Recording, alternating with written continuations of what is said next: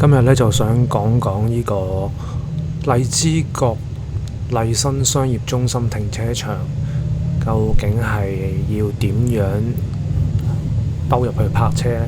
咁佢呢個停車場個位置係比較撩楞啲嘅，要兜個圈先至入到去嘅。咁而我示範其中一個方法啦，就係由長沙灣道向深水埗方向。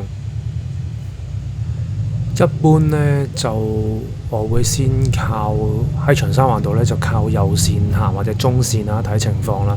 因為最左面線通常都係啲巴士埋站，咁佢埋完站出嚟又會出翻中線。咁但係嚟到昌華街依度呢，就要開始靠入中線，而過咗昌華街之後呢，直情係要靠晒左線，準備轉入興華街。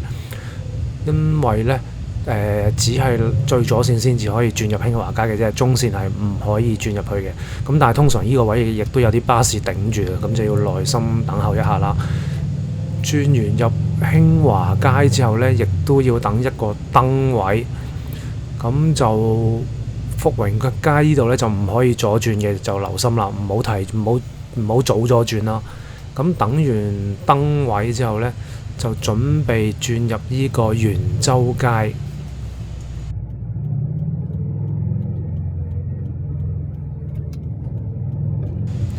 轉咗入元州街之後呢，呢度就要小心啲啦，因為呢個位呢，右面嘅車呢，有時會衝出嚟嘅。咁嚟到呢度呢，要左轉入去昌華街。其實真係我第一次泊都係覺得有少少複雜嘅，咁啊泊慣咗就泊多幾次就先知道要咁樣兜。咁當然啦，佢仲有其他方法係轉入嚟呢條昌華街嘅，但係如果你由長沙灣道呢，就要咁樣兜咯。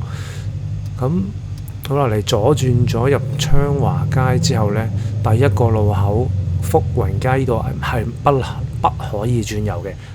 咁就要留意住右面嘅車，咁呢度有時都要等幾耐嘅，因為都好多大車呢會喺呢條福榮街度駛出嚟嘅。咁就沿住昌華街一路直去，當然要等晒右手面嘅車出晒先啦。好似我頭先咁講，呢度一般都好多車出嘅，真係要耐心等候。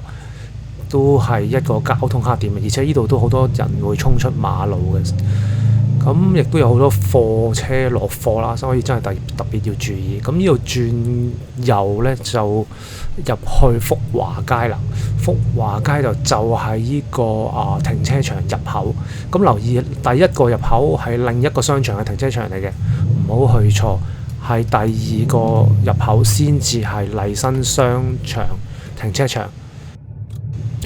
而呢個停車場一入去呢，係要上條大斜路嘅，呢個位置亦都要小心，因為亦都係好多大車上落貨嘅，所以頭先嗰個轉角位好多時都唔可以踩過界。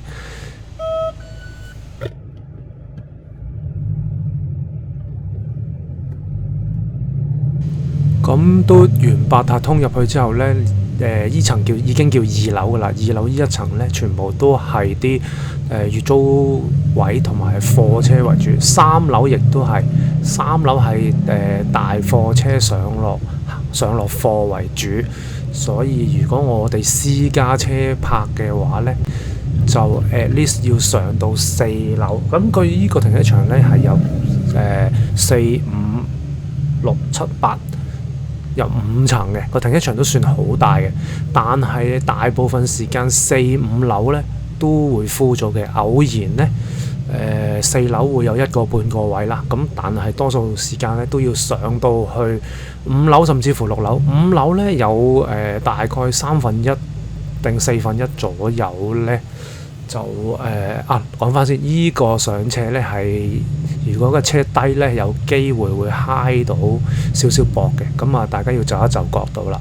而呢度亦都要留意翻有車出嚟。呢個商場相對呢，啲位就唔算細，但係呢條行車路呢都比較窄㗎。